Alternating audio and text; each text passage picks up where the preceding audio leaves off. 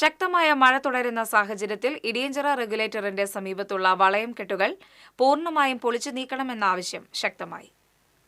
ഇടിയഞ്ചിറ റെഗുലേറ്ററിന്റെ 2 വശങ്ങളിലുള്ള താൽക്കാലിക വളയം ബണ്ടുകൾ മൂലമാണ് മുല്ലശ്ശേരി KLDC കനാലിൽ ജലനിരപ്പ് ഉയരുന്നത്. വളയം കെട്ടുകൾ പൂർണ്ണമായും പൊളിച്ചു നീക്കാതെ വെള്ളം പുഴയിലേക്ക് സുഗമമായി ഒഴുകിപ്പോവുകയില്ല. തിരുനെല്ലൂർ മേഖലയിലും തണ്ണീർത്തായൽ പാടശേഖരങ്ങളോട് ചേർന്നുള്ള താഴ്ന്ന പ്രദേശങ്ങളിലും ജലനിരപ്പ് ഉയർന്നുകൊണ്ടിരിക്കുകയാണ്. ഇനിയും അധികൃതർ അനാസ്ഥ കാട്ടിയാൽ എളവള്ളി, പാവറട്ടി, മുല്ലശ്ശേരി പഞ്ചായത്തുകൾ വലിയ പ്രളയത്തിന് സാക്ഷ്യം വഹിക്കേണ്ടിവരുമെന്ന് തീരദേശ സംരക്ഷണ സമിതി കൺവീനർ ഷൈജു തിരുനെല്ലൂർ പറഞ്ഞു.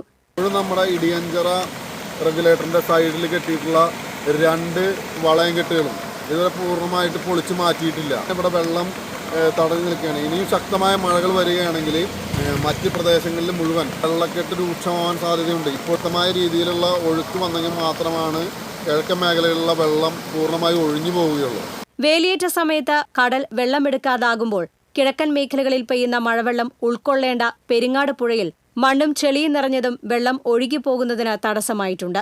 ഡാമുകൾ നിറഞ്ഞുകൊണ്ടിരിക്കുകയും കാലവർഷം കൂടുതൽ ശക്തമാവുകയും ചെയ്യുന്ന സാഹചര്യത്തിൽ വെള്ളത്തിന് ഒഴുകിപ്പോകാനുള്ള മാർഗങ്ങൾ തടസ്സപ്പെടുത്തിയുള്ള എല്ലാ നിർമ്മിതികളും എത്രയും പെട്ടെന്ന് നീക്കം ചെയ്യണമെന്ന് നാട്ടുകാരനായ P. സിറാജ് പറഞ്ഞു.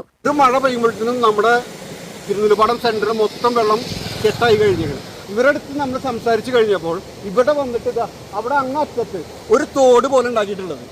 ആ തോട്ടിലൂടെയാണ് വെള്ളം പോകുന്നത്. ഇവിടെ ഇപ്പോൾ പറഞ്ഞപ്പോൾ ഇവിടെ പണിക്കാർ വന്നേക്കണ്.